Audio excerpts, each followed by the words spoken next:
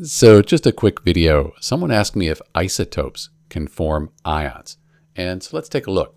So here's chlorine. Chlorine has 17 protons. That's its atomic number. So this atom here, 17. This atom here, 17 protons. All chlorine atoms have 17 protons. That's the atomic number. That's how we identify it. So 17 protons, and because these are neutral chlorine atoms here, 17 electrons. So everything's identical right now. But sometimes chlorine will have 18 neutrons, and sometimes it'll have 20 neutrons. And so these are isotopes of chlorine. And if you looked at this one here, this is chlorine 35, because the mass number, protons plus neutrons, is 35.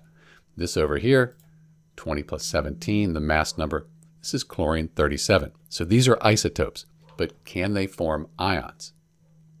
Well, the only difference is the number of neutrons, and the neutrons really don't affect the chemical reactivity. It's that electronic structure, the way these electrons are configured or arranged around the nucleus.